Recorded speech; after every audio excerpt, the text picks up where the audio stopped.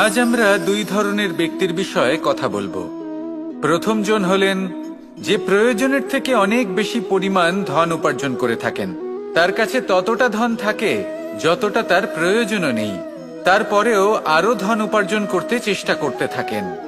সকল সম্ভব চেষ্টা করেন, সকল সম্ভব কর্ম করেন, তা সে উচিত কর্ম হোক বা অনুচিত, তাতে তাদের কিছুই যায় আসে না। তারা শুধুই এই সংসারের সকল সুখ ভোগ করতে চান, সকল স্বাচ্ছন্দ্য লাভ করতে চান। আজীবন তারা প্রচেষ্টাই করতে থাকেন। এবার এই করতে গিয়ে তারা ভারাক্রান্ত হয়ে সমস্যার সম্মুখীন হন। এনাদের সমগ্র জীবন এই চেষ্টাতেই চলে যায় জীবন যাপন করার বদলে।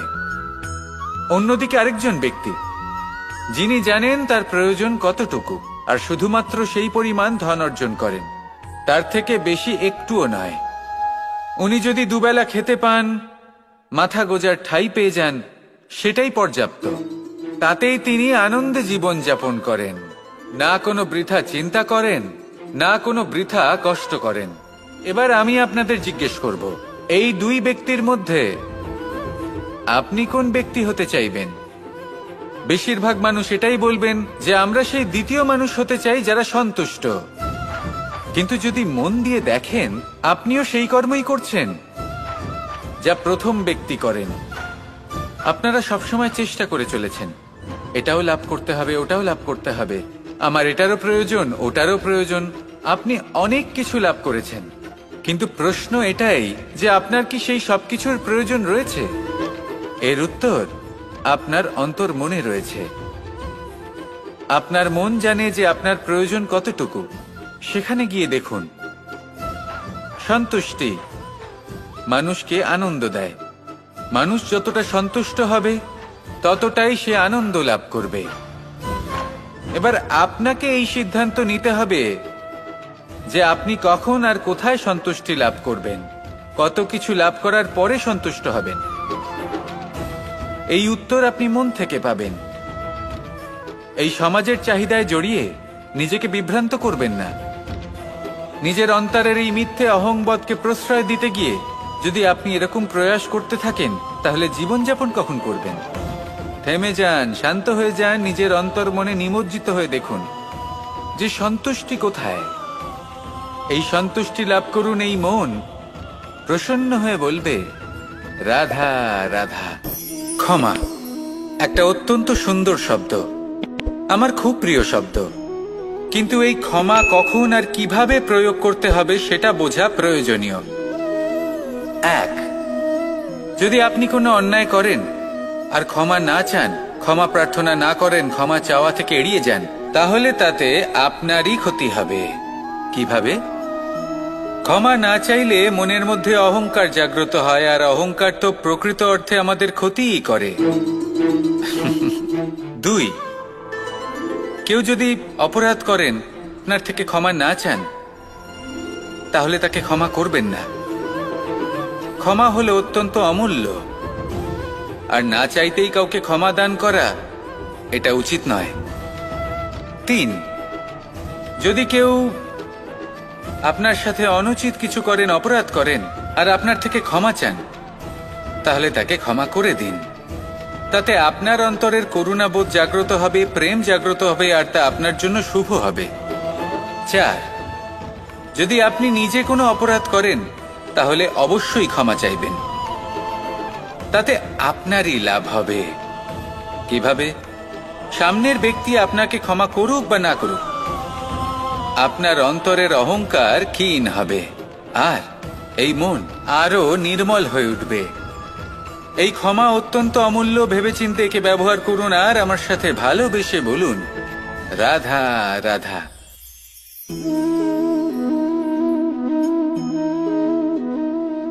ভোজনের দ্বারাই শরীর পুষ্টি লাভ করে। ছোটবেলা থেকে আজ পর্যন্ত যাই আপনার ভোজন হয়ে থাকুক, যাই আপনার আহার হয়ে থাকুক, সেই অনুসারেই আপনার শরীর গঠিত হয়েছে। এই ভোজন অত্যন্ত গুরুত্বপূর্ণ, সেজন্য এর প্রত্যেক অংশকে বোঝা খুব আবশ্যক। প্রথম অংশ, যে আমরা কি গ্রহণ করছি, এই ভোজন কোন স্থান থেকে আসছে সেটা বুঝুন। দ্বিতীয় অংশ, ভোজন কে বানাচ্ছেন? এই ভোজন সর্বশ্রেষ্ঠ তখনই হয় যখন মাতার হাতে তৈরি করা ভোজন হয়। কিন্তু যদি মাতার তৈরি করা ভোজন আপনি প্রাপ্ত নাও করতে পারেন, তাহলে সেই ব্যক্তির ভোজন তৈরি করা উচিত যিনি সাত্ত্বিক। তৃতীয় অংশ, কোন স্থানে আপনি ভোজন গ্রহণ করছেন? যে স্থানে আপনি ভোজন গ্রহণ করছেন তা সাত্ত্বিক হওয়া উচিত। তা হলো অত্যন্ত গুরুত্বপূর্ণ। এবং চতুর্থ সবথেকে গুরুত্বপূর্ণ অংশ, তা হলো এই ভোজন আপনি যার দ্বারা প্রাপ্ত করেছেন, যেখান থেকে প্রাপ্ত করেছেন, যে স্থানে বসে আপনি ভোজন গ্রহণ করছেন তার প্রতি কৃতজ্ঞতা প্রকাশ করুন এবং ভোজন পূর্ণরূপে সমাপ্ত করুন। তবেই এই ভোজন আপনাকে সুখী জীবন দান করবে, সুস্থ শরীর দেবে, আর এই মন তা সুপ্রসন্ন হয়ে বলবে, রাধা রাধা। আমি এখানে একা এই বনে বসে আছি, বাঁশি বাজাচ্ছি। কার জন্য? কে আছেন এখানে? কেউ নেই।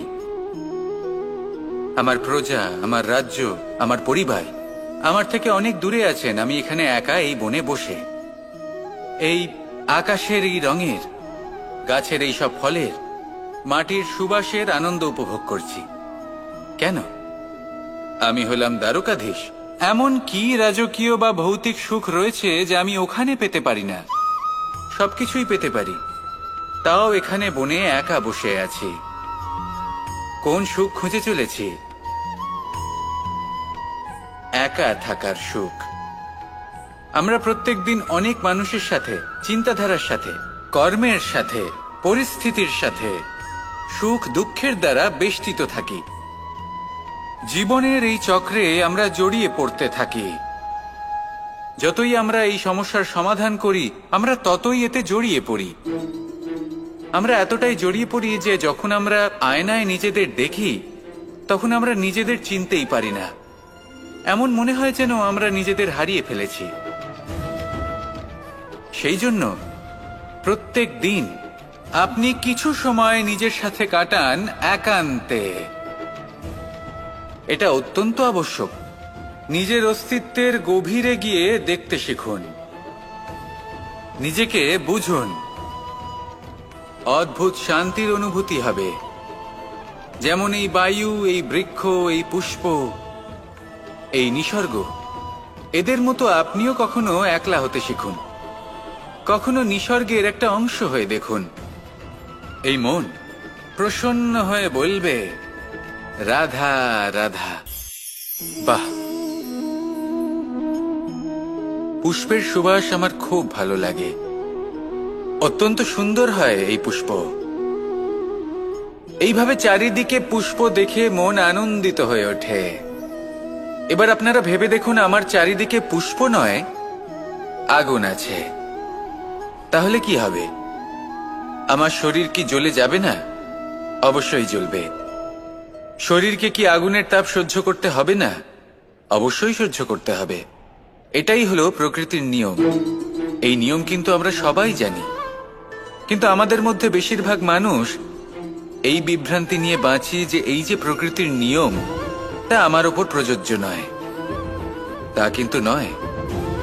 আমাদের চতুর্দিকে এই যে নিসর্গ রয়েছে, আমরা তার কতটা ক্ষতি করি সেটা একবার ভেবে দেখুন। আমরা বনাঞ্চল জ্বালিয়ে দিই, বায়ু দূষিত করি, জল দূষিত করি, প্রাণীদের হত্যা আমরা করি। কেন? এই নিসর্গ আমরা নষ্ট করি, যদিও আমরা জানি যে আমরাও হলাম এই নিসর্গেরই অংশ।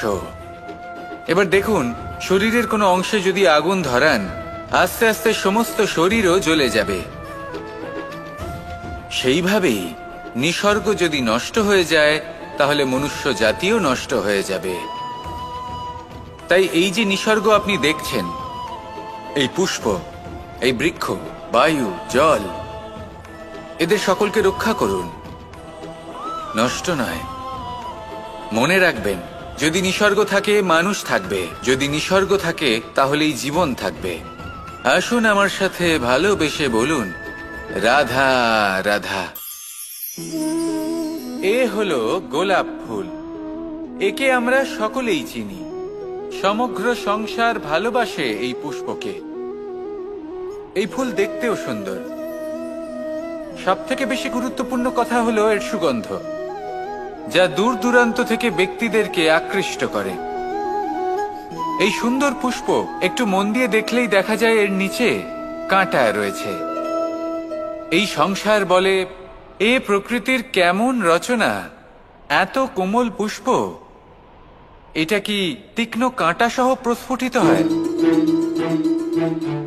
এটাই হলো জীবনের সত্য। আমাদের অন্তরের সদ্গুণ, সেগুলিও এই ফুলের মতোই সুন্দর। সংসার এর সৌন্দর্য দেখতে পায়, এর সুগন্ধ চতুর্দিকে ছড়িয়ে পড়ে। কিন্তু এই সদ্গুণ জাগ্রত করে তোলার জন্য কঠোর পরিশ্রম করতে হয়, প্রতিনিয়ত চেষ্টা করে যেতে হয়। তাই জন্য যদি আপনি জানেন আপনার পথ উচিত কিন্তু তা কাঁটায় পরিপূর্ণ, তাহলে থামবেন না, চলতে থাকুন। একবার যদি অন্তরের সদ্গুণ জাগ্রত হয়, তাহলে এই সংসার এই সৌন্দর্য দেখবে আর সুগন্ধে আকর্ষিত হয়ে আপনার কাছে আসবে। এই মন, এই জীবন প্রসন্ন হয়ে বলবে, রাধা রাধা। আমাদের গৃহে অনেক কক্ষ রয়েছে, কিন্তু এমন কি আছে যে একটাই থাকে? আমাদের গৃহের দ্বার। এমন কেন হয়? অনেক দ্বার তো থাকতেই পারে। ভেবে দেখুন, একটা বিশাল ভবন রয়েছে, তার চতুর্দিকে অনেক দ্বার আছে। ভালোই হবে, যাতায়াত করতে সুবিধা হবে, কিন্তু এমন আমরা কেন করি না? এবার আপনি বলবেন যে এটার উত্তর তো সহজ, যতগুলো দ্বার থাকবে ততজন দ্বারপালও থাকবে। কে কখন কোথা থেকে আসবে, কোথায় চলে যাবে, সেদিকে খেয়াল থাকবে না, চুরির সম্ভাবনাও বেড়ে যাবে। যাক, এই বিষয়ে অন্তত আপনি বোঝেন। সেই জন্য আপনার গৃহে একটাই দ্বার রয়েছে। কিন্তু আপনার মনের বিষয় কি জানেন? আপনার মনেও কি কোনো দ্বার আছে? নেই? তার মানে যে কোনো ব্যক্তি যেখান থেকে খুশি আসতে পারে আর আপনার মনে যা খুশি প্রবেশ করিয়ে চলে যেতে পারে। কোনো বাধার সম্মুখীন না হয়ে কোনো ব্যক্তি আপনার মনে যা কিছু প্রবেশ করিয়ে চলে যাবে, তা সে আমাদের পক্ষে শুভ হোক, অশুভ হোক বা যতই ঘাতক হোক না কেন। সেই ভাবনা হতে পারে বাসনাময়, ক্রোধে পরিপূর্ণ, মতভেদে পরিপূর্ণ, বিদ্বেষ বা অহংকারে পরিপূর্ণ, বা কোনো ব্যর্থ ভাবনা হতে পারে। বিশ্বের যে কোনো ভাবনা মনে এসে বসবাস করতে পারে। এবার মনে যা ভাবনা থাকবে, মন সেটাই অনুভব করবে। নেতিবাচক ভাবনা যদি মনে ঘর করে, মন সুখ অনুভব কি করে করবে? সেই জন্য আবশ্যক হলো মনের মাঝে ইতিবাচক সত্তার দ্বার গড়ে তোলা। অর্থাৎ কোনো ভাবনা যদি আসে এবং ইতিবাচক হয়, তাহলে তাকে মনে প্রবেশ করতে দিন। যদি তা আপনাকে আর্থিক, সামাজিক, পারিবারিক, আধ্যাত্মিক লাভ দেয়, তাহলে তাকে প্রবেশ করতে দিন। যদি না দেয়, যদি তা নেতিবাচক ভাবনা হয়, তাকে দ্বার থেকেই আবার ফিরিয়ে দিন। যত শুভ চিন্তায় থাকবে এই মন, ততই শুভ হবে আপনার জীবন। আর এই মন সুপ্রসন্ন হয়ে বলবে, রাধা রাধা। এই বৃহৎ বৃক্ষকে দেখুন, অত্যন্ত শক্তিশালী বৃক্ষ। এটা সবারই প্রিয়। তা সে ছোট হোক বা বড়, বৃদ্ধ হোক বা জোয়ান, সবাই ভালোবাসে এই বৃক্ষকে। আর সত্যি বলতে এই বৃক্ষ সবাইকে সেবা করে, সবাইকে ফল দান করে, সবাইকে ছায়া প্রদান করে।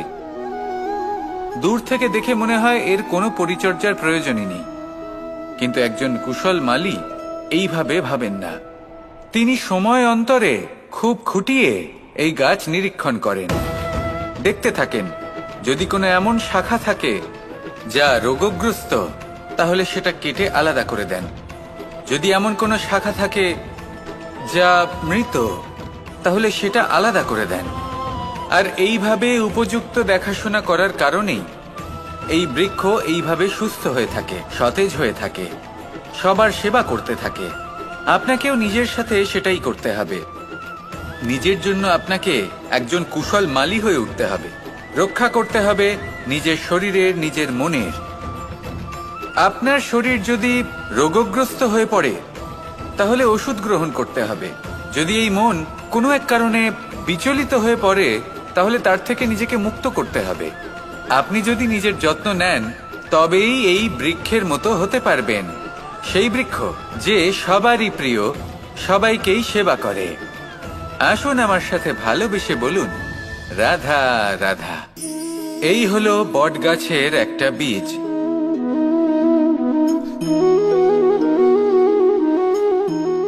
চলুন এটা রোপণ করা যাক, একটু জল দেওয়া যাক। এবার এখানে একটা বিশাল বটবৃক্ষ উৎপন্ন হবে, কিন্তু কিভাবে? এতে কে সাহায্য করবে? এটা সম্ভব কে করে দেখাবে?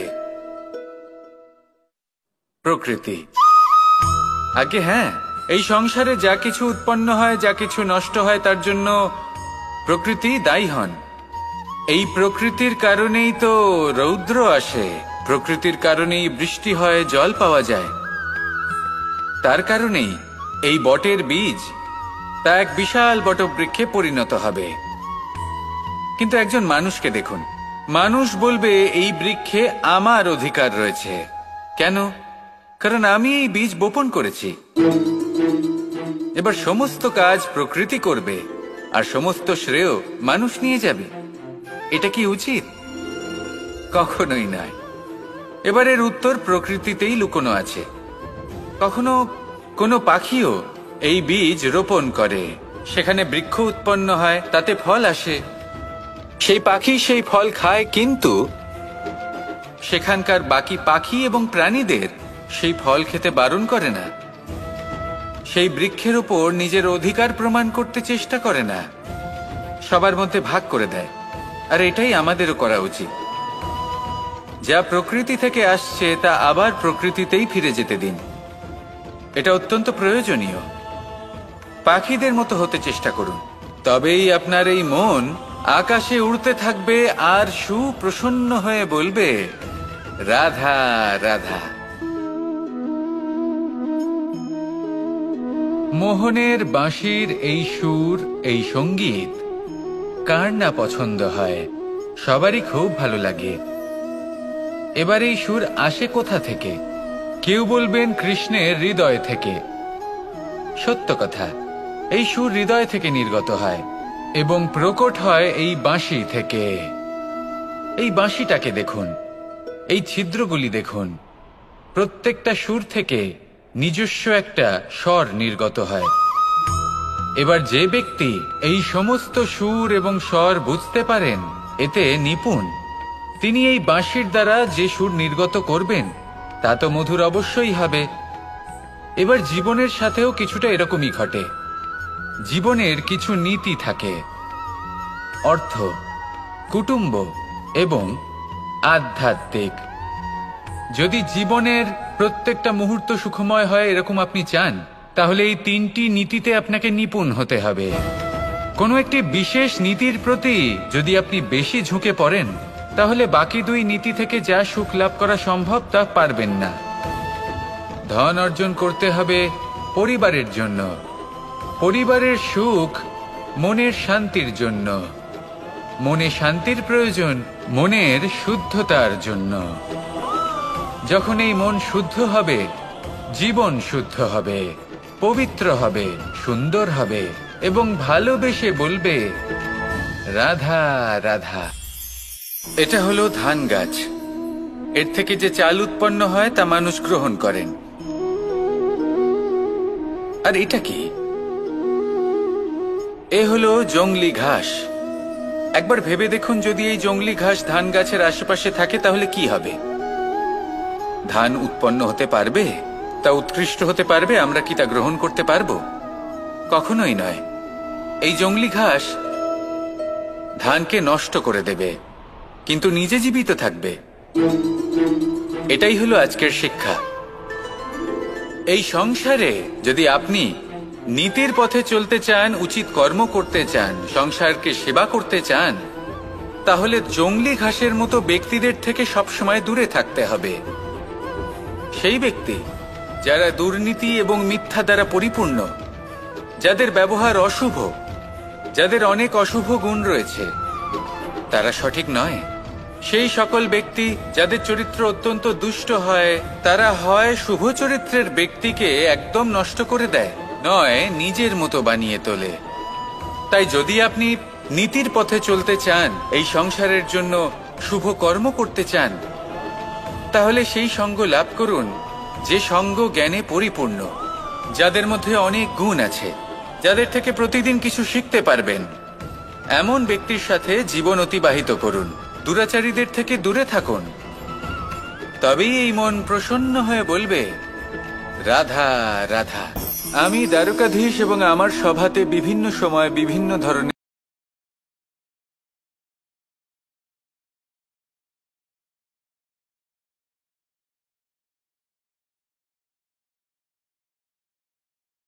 কারোর জ্ঞান চাই, কারোর ধন চাই, আবার কারোর বাসস্থান। অনেক সময় আমি এই অনুরোধ, এই ইচ্ছে পূর্ণ করি না। এবার আপনি এটা ভাবতেই পারেন যে কৃষ্ণ তো তাহলে লোভী, ওর কাছে তো সবকিছুই রয়েছে, তারপরেও সে নিজের প্রজার ইচ্ছে পূর্ণ করে না, তাদের সমস্যাগুলি বুঝতে পারে না, তাদের সুখ স্বাচ্ছন্দ্য প্রদান করে না। আসল সত্য হলো এটাই যে কোনো সবল ব্যক্তি, যে কোনো গৃহস্থ ব্যক্তি যে কাজ করতে সক্ষম, তার পরিশ্রম দ্বারাই নিজের প্রয়োজনগুলি এবং ইচ্ছেগুলি পূরণ করা উচিত। এটা অত্যন্ত প্রয়োজনীয়। আর এগুলো তিনি করতে পারেন শিল্প, ব্যবসা, আচরণ অথবা জ্ঞানের ভিত্তিতে। এই পথে চলতে হবে, পরিশ্রম করতে হবে, তবেই সে কিছু অর্জন করতে পারবে। এবার এমন কোনো ব্যক্তি যার এই সব কিছুতে কোনো রুচি নেই, যে কিছুই করতে চায় না, সে কিছুই অর্জন করতে পারবে না। এবার এরকম কোনো ব্যক্তিকে যদি আমি কোনো বস্তু প্রদান করি, তাহলে কি হবে? সে পরাধীন হয়ে যাবে, আর সেটা উচিত হবে না। তাহলে কি করা উচিত? তাকে পথ দেখানো, তাকে বোঝাতে হবে যে কোন পথে চলে তুমি নিজের লক্ষ্য প্রাপ্ত করতে পারবে। শিল্প, জ্ঞান, আচরণ এবং ব্যবসা, এই পথে কিভাবে চলে সেটা শেখাতে হবে। আর আমি সেটাই করি। তার ফলে কি হয়? ব্যক্তি স্বাধীন হয়ে যায়। সংসারে সে যা চাইবে তাই প্রাপ্ত করতে পারবে, কখনো কারোর থেকে কিছু চাইবার প্রয়োজন পড়বেই না। এই কথাটা সবসময় মনে রাখবেন। যখনই দান করবেন তা ভাবনা চিন্তা করে এমন ভাবে দান করবেন যাতে সামনের ব্যক্তি স্বাধীন হতে পারেন, পরাধীন নয়। আসুন আমার সাথে ভালোবেসে বলুন, রাধা রাধা। কোকিলের ডাক শুনে আমার মন প্রফুল্ল হয়ে ওঠে। কোকিল হলো আমার অত্যন্ত প্রিয়। এরকমই আরো একটা পাখি আছে, কাক। একদিকে কাক, অন্যদিকে কোকিল। এদের মধ্যে বেশি পার্থক্য নেই, কিন্তু কোকিলের কণ্ঠ শুনে সবার মন প্রফুল্ল হয়ে ওঠে। কোকিল যখন সামনে আসে তখন মন শান্ত হয়ে যায়, যখন কাক সামনে আসে তখন মানুষ দূরে পালিয়ে যায়। এমন কেন হয়? কারণ হলো বাণী। কোকিলের বাণী অত্যন্ত মিষ্টি, অত্যন্ত মধুর। সেখানেই কাকের বাণী অত্যন্ত কর্কশ শোনায়, আর কর্কশ বাণী শোনা কেউ পছন্দ করেন না। আপনি নিজেকে জিজ্ঞেস করুন, কোনো ব্যক্তি আপনার সাথে কথা বললে তার বাণী মধুর হলে আপনার ভালো লাগে, আর যদি কর্কশ হয় তার থেকে দূরে চলে যেতে ইচ্ছে করে। তাই নিজের বাণীও এইভাবেই মধুর রাখুন, মিষ্টি রাখুন। এ আমারও খুব প্রিয়। আর এটা তখন হয় যখন মনে প্রেম থাকে। মনের মধ্যে প্রেম জাগ্রত করুন, বাণী নিজে থেকেই মধুর হয়ে যাবে। আর কৃষ্ণ নিজে থেকে আপনার কাছে আসবে আর আপনার সাথে বলবে, কি রাধা রাধা। এই সংসারের অন্তের, এর বিনাশের প্রারম্ভ কিভাবে হয়? কোন যোগের মাধ্যমে, কোন ভয়ানক অসুরের আগমনে, নাকি প্রকৃতির রাগের কারণে? না, এই সংসারের বিনাশের প্রারম্ভ হয় আমি থেকে। এই আমি, এই তুমি, এটা আমি করেছি, ওটা তুমি করেছো, এটা আমার, ওটা তোমার, আদি ইত্যাদি। এই ভাব যখন মনে বাসা বেঁধে নেয়, সর্বপ্রথম ঘর ভাগ হয়, তারপর বসতি, তারপর প্রাণ, আর তারপর দেশ, আর সবার শেষে সমস্ত সংসার ভাগ হয়ে যায়।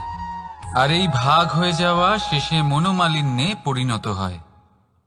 এখন এমত অবস্থায় কি করা যেতে পারে? কিভাবে বাঁচা যায় এই পরিস্থিতির থেকে? কিভাবে দূরে থাকা যায় এই বিনাশের থেকে? উত্তর সেই একটাই, করুণা। একে অপরের দরকারগুলি বুঝুন, একে অপরের সমস্যাগুলি বুঝুন, একে অপরের দুঃখের সাথী হয়ে দাঁড়ান, একে অপরের সুখের ভাগীদার হন। আর শেষে যখন এই আমি আমরাতে পরিণত হবে, তখন এই বিনাশ নিজে থেকেই দূরে চলে যাবে। তাহলে আমরাতে বিশ্বাস করতে শিখুন, আর আমার সাথে ভালোবেসে বলুন, রাধা রাধা। এই মুদ্রা। এবারে ভাবুন, এটাই আমাদের জীবন, জীবনের সুখ আর দুঃখ। এই মুদ্রার, এই জীবনের দুটি দিক। কিন্তু যখনই আমরা ঈশ্বরের কাছে প্রার্থনা করি, তখনই আমরা সুখ চাই, আর সেই সুখ আসেও। আর যখনই সেই সুখ আসে, তখন ব্যক্তি সর্বপ্রথম তাকে ভুলে যায় যে দুঃখের সময় ওনার সাথে ছিলেন। আর এমত অবস্থায় উনি সাহায্য করেন না, উনি করেন উপকার। আর এই উপকারের বদলে মানুষের থেকে উনি নিজের জন্য শ্রদ্ধা চান। আর সেই শ্রদ্ধা, সেই চাহিদার কারণে উনি নিজেকে অন্যদের থেকে শ্রেষ্ঠ, অন্যদের থেকে ভিন্ন মনে করতে বিবশ হয়ে যান। আর আলাদা হবার কারণে তার মধ্যে জেগে ওঠে অহংকার, আর সেটাই হয় তার পতনের কারণ। এবার এতে কি করা যেতে পারে? কি চাওয়া যেতে পারে ঈশ্বরের কাছে? এই প্রশ্ন অবশ্যই মনে আসে। ঈশ্বরের কাছে চান সুখ, শুধুমাত্র ততটাই যাতে অহংকার না আসে, আর দুঃখ ততটাই যাতে শ্রদ্ধা না চলে যায়। রাধা রাধা। এই সংসারে এমন কিছুই নেই যা সব সময় একই থাকবে। যা কিছু নির্মাণ হয়েছে তা একদিন অবশ্যই ভেঙে পড়বে। কিন্তু এই ভেঙে যাওয়ার বিশ্লেষণ আপনি কিভাবে করবেন তা আপনার উপরে নির্ভর করছে। ওই আকাশের দিকে তাকান, ওই মেঘ, ওটাও ভেঙে পড়ে, কিন্তু নিজে ভেঙে পড়ার সাথে বর্ষাকে তৈরি করে যায়। মাটির ডেলা অবশ্যই ভেঙে পড়ে, কিন্তু ব্যবহারযোগ্য মাটির রূপ নিয়ে। এই ধরিত্রীর বুকে কোনো এক বীজ যখন ভেঙে পড়ে, তখন ধরিত্রীর উপর এক বিশাল আকারের বৃক্ষ নির্মাণ করে। যদি জীবনে কিছু ভেঙে পড়ে, তাহলে নিরাশ হয়ে পড়বেন না, নিজের সাহস হারাবেন না। ধনাত্মক দৃষ্টিভঙ্গি দিয়ে দেখতে চেষ্টা করুন। মনে করুন, নিয়তি নিশ্চয়ই আপনার জন্য আরো ভালো কিছু ভেবে রেখেছে, যা ভবিষ্যতে আপনার প্রতীক্ষা করছে। ধনাত্মক চিন্তা ভাবনা করতে থাকুন, তারপর দেখবেন শ্রেষ্ঠ রচনা নিজেই তৈরি হবে। রাধা রাধা। চলতে থাকা, থেমে যাওয়া, বিশ্রাম নেওয়া, তারপর দম নিয়ে পুনরায় দাঁড়িয়ে পড়া, আর তারপর আবার সেই পথ চলা। এটা জীবনের অভিন্ন এক অঙ্গ, এটার থেকে আপনি পালাতে পারবেন না। কিন্তু এই অঙ্গকে আপনি নিজের জীবনে কিভাবে প্রয়োগ করবেন, কিভাবে তাকে কাজে লাগাবেন, সেই সিদ্ধান্ত আপনাকে নিতে হবে। যারা হেরে যান তারাও জীবনে থমকে যান, আবার যারা জেতেন তারাও দাঁড়িয়ে পড়েন। যারা হেরে যান তারা হাঁপিয়ে দাঁড়িয়ে পড়েন, যারা জিতে যান তারা দাঁড়িয়ে পড়েন সেই সর্বোচ্চ স্তরে পৌঁছে গিয়ে। এবার দাঁড়াতে তো আপনাকে হবেই, তা হতেই হবে। কিন্তু কখন, কিভাবে দাঁড়াবেন, ক্লান্ত হয়ে নাকি সর্বোচ্চ স্তরে পৌঁছে গিয়ে, সেই সিদ্ধান্ত আপনার। অবশ্যই দাঁড়িয়ে পড়ুন, কিন্তু ক্লান্ত হয়ে নয়, কারণ আপনাকে পুনরায় দাঁড়িয়ে পড়তে হবে, পুনরায় যাত্রাপথে এগোতে হবে এবং সর্বোচ্চ স্তরে পৌঁছতেই হবে। রাধা রাধা। স্বপ্ন। আমরা জীবনে স্বপ্ন দেখতে থাকি, সেটা পূরণ করার পূর্ণ প্রয়াস করে থাকি। কিন্তু এই স্বপ্ন পূরণ না হওয়ার পরিস্থিতিতে আমরা ভেঙে পড়ি, ছিন্ন বিচ্ছিন্ন হই। আর তারপর এই বোঝা আমরা আগামী প্রজন্মের ওপর রীতিমতো চাপিয়ে দিই। আমরা এটাই মনে করি যে আমরা যেটা হতে পারিনি সেটা আমাদের সন্তান অবশ্যই হবে। আমরা যা কখনো পাইনি আমাদের সন্তান অবশ্যই তা পাবে। এটা যে অনুচিত সেটা আমরা ভাবি না, কিন্তু এটা ভুল। আর এই ভুল আমরা সকলেই করে থাকি। সন্তান প্রকৃতি আর পরমাত্মার আশীর্বাদ। ওদের ভেতরে তাদের নিজের একটা অস্তিত্ব লুকিয়ে থাকে, সেটা মন দিয়ে দেখুন তো। আপনি শুধু ওই সন্তানকে জন্ম দিয়েছেন, কিন্তু ওর জীবন আপনার নয়।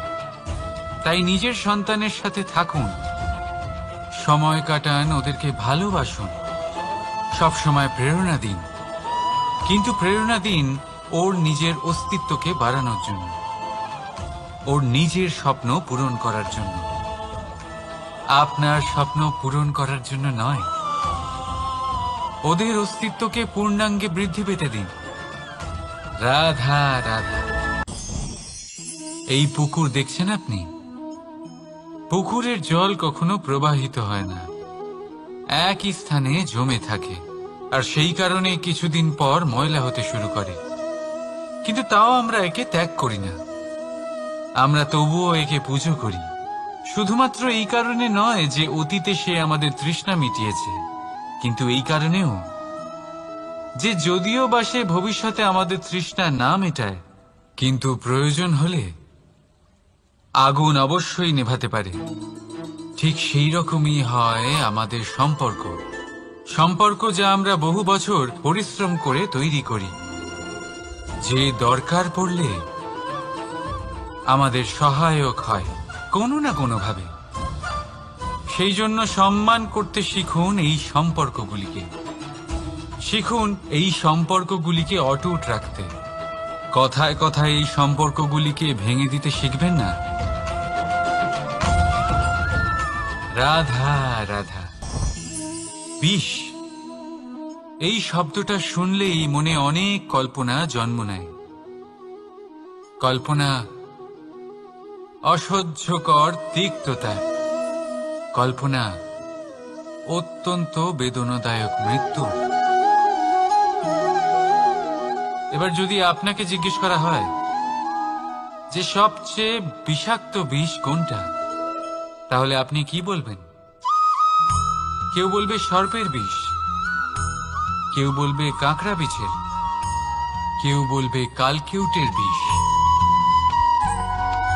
কিন্তু না, এই সমস্ত রকম বিষ সেই বিষের সামনে টিকতে পারবে না যাকে আমরা বলে থাকি কানের মধ্যে ঢালা বিষ। শুনতে অত্যন্ত মিষ্টি, কিন্তু তিক্ততায় অত্যন্ত বিষাক্ত। পেটের মধ্যে যাওয়া এই বিষ শুধুমাত্র একটি মানুষের মৃত্যুর কারণ হয়, কেবল একটি। কিন্তু কানের মধ্যে ঢালা এই বিষ একাধিক সম্পর্কের নাশ করতে পারে। আর এটাতে সেই ব্যক্তির ভুল নেই যে আপনার কানে বিষ ভরেছে। আপনি তাকে দোষ দিতে পারেন না। এখানে দোষ আপনার নিজের, যে এই বিষকে আপনি নিজের উপরে প্রভাব ফেলতে দিয়েছেন। এই বিষকে সুযোগ দিয়েছেন আপনার ক্ষতি করতে। এটা আপনার ভুল। সেই জন্য কুমন্ত্রণায় কখনো কান দেবেন না। আপনার মনে ভালোবাসার দৃঢ়তা জাগিয়ে তুলুন আর নষ্ট করে দিন এই সংসারের সমস্ত বিষের প্রভাবকে।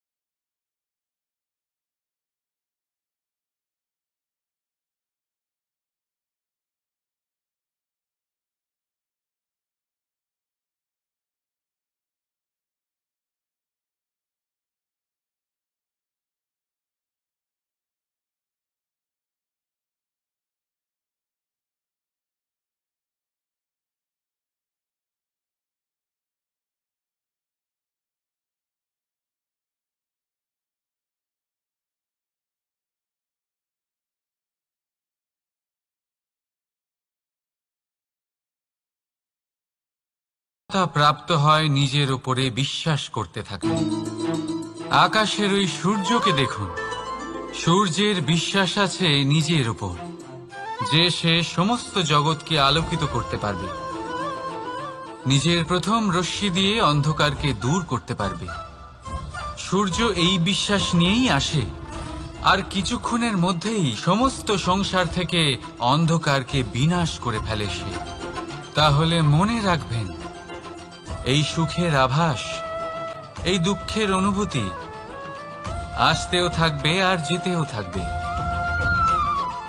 শুধু নিজের উপরে বিশ্বাস রাখুন, তারপর দেখবেন এই সফলতা আপনার দাস হয়ে থাকবে। রাধা রাধা।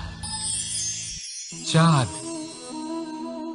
কত শ্রেয়, শুভ্র, কত সুন্দর, কিন্তু যদি আপনি মনোযোগ সহকারে দেখেন তাহলে দেখবেন এই চাঁদেও দাগ আছে। আর এই দাগগুলি থাকার কারণে কি এই চাঁদের মাহাত্ম্য কখনো কমে যায়? কখনো নয়। এর কারণ হলো চাঁদের নিরন্তর চেষ্টা। একবার এই আকাশে দেখুন, এই অন্ধকার সবসময় চেষ্টা করে চাঁদকে ঢেকে দেওয়া, কিন্তু এই চাঁদ সবসময় এই অন্ধকারের সাথে লড়াই করতে থাকে। অমাবস্যা থেকে শুরু করে চাঁদের এই যাত্রা পূর্ণিমা অবধি পৌঁছেই যায়। আর তাই এই চাঁদের পুজো করা হয়, এই কারণে এই চাঁদকে মাহাত্ম্য দেওয়া হয়। এইভাবেই যদি আপনার মধ্যে কোনো দোষ থাকে, কোনো খারাপ কিছু থাকে, তাহলে সেটা কোনো বড় ব্যাপার নয়। চেষ্টা করুন সেটাকে শুধরে নেওয়ার, কিন্তু সেই কারণে নিজেকে খারাপ মনে করা এটা অনুচিত। নিজের ভুলগুলো, নিজের দোষগুলো, নিজের খারাপ দিকের কথা ভুলে আপনি এই সংসারের ভালোর দিকে প্রস্থান করেই দেখুন না। আপনি দেখবেন আপনার অন্তরের তেজ ঠিকরে বেরোচ্ছে। রাধা রাধা।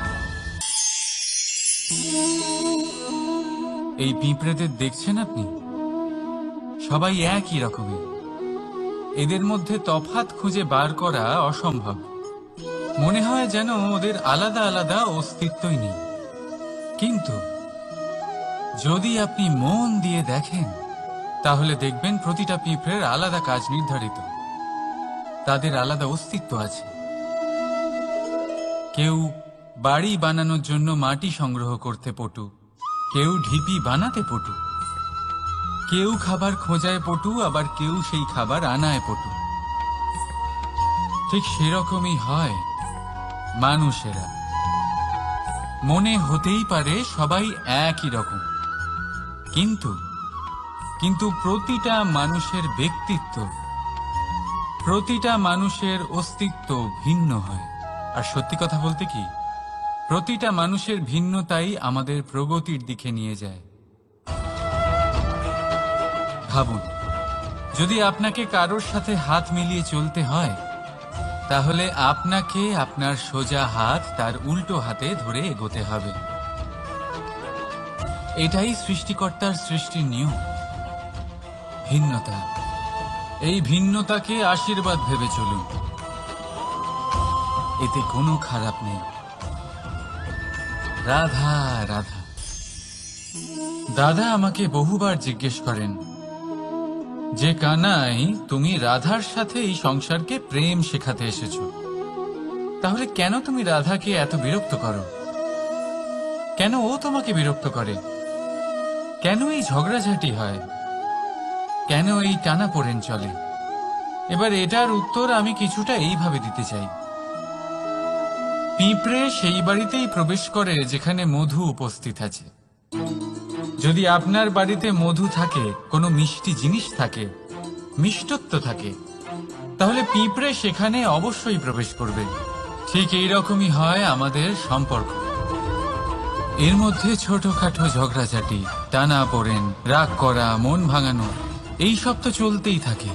বিশেষ করে সেই সম্পর্কগুলিতে যেখানে মিষ্টত্ব আছে। মনে রাখবেন, যেই সম্পর্কে কোনো খুনসুটি নেই, রাগ করা, মান ভাঙানো নেই, কোনো ছোটখাটো ঝগড়াঝাটি নেই, সেই সম্পর্ক শুধুমাত্র মস্তিষ্ক দিয়ে পালন করা হচ্ছে, মন থেকে নয়। তাই মন থেকে ভালোবাসতে শিখুন। আর এই ছোটখাটো ঝগড়াঝাটির, এই অম্ল মধুর খুনসুটির আনন্দ উপভোগ করুন, কারণ এতেও ভালোবাসা আছে। রাধা রাধা।